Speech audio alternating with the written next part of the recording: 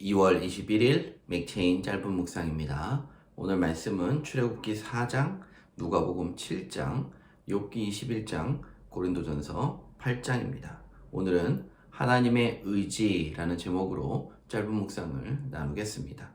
하나님은 이스라엘 백성들의 탄식을 들으시고 아브라함과 이삭과 야곱과 맺었던 언약을 기억하시며 이루십니다.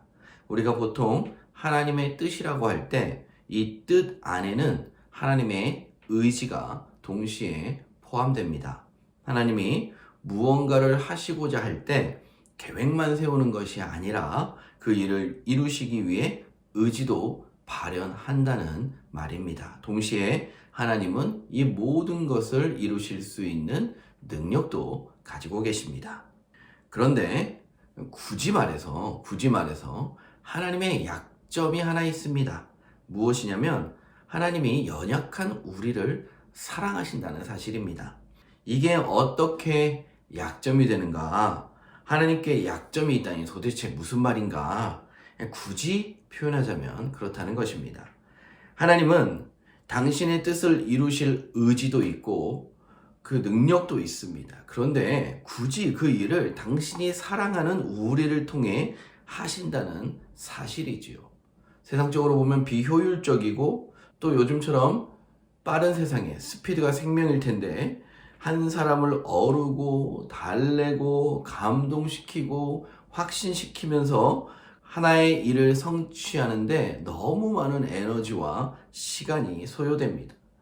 이런 의미에서 하나님이 우리를 사랑하시는 게 하나님의 약점이라고 굳이 말하는 것이지요.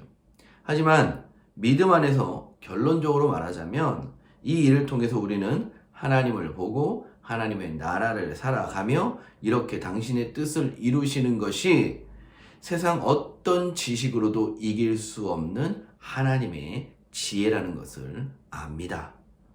오늘 모세라는 한 사람을 어르고 달래는 이 장면을 보십시다. 주저하는 모세에게 지팡이를 던지라고 합니다. 아마도 이 지팡이는 모세가 미디안 광야에서 지내며 양떼를 치던 그 수족과 같은 것이었을 겁니다. 그런데 이 지팡이가 뱀으로 변한 것입니다. 깜짝 놀라 뱀을 피하는 모세에게 하나님이 다시 그 꼬리를 잡으라고 하고 뱀이 다시 지팡이로 변했습니다.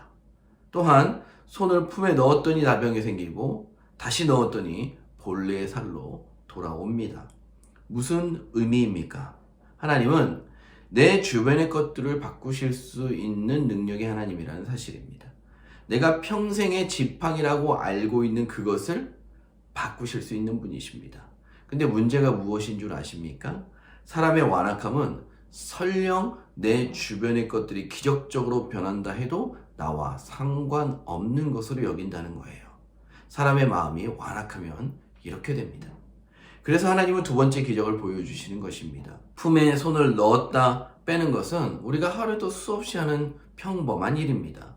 하지만 하나님이 하시고자 하면 나병이 생기고 다시 본래의 살로 돌아오는 일이 일어나는 것입니다. 과학적으로 상식적으로 설명이 안 되는 일입니다. 하지만 하나님은 하십니다. 설명되지 않는 이런 일을 하실 수 있는 분이 하나님이라는 사실과 또 이런 일들이 내 주변의 것들 뿐만 아니라 내게도 닥칠 수 있는 일임을 아는 것은 정말 중요합니다. 그래야 우리가 하나님을 믿고 따를 수 있기 때문입니다.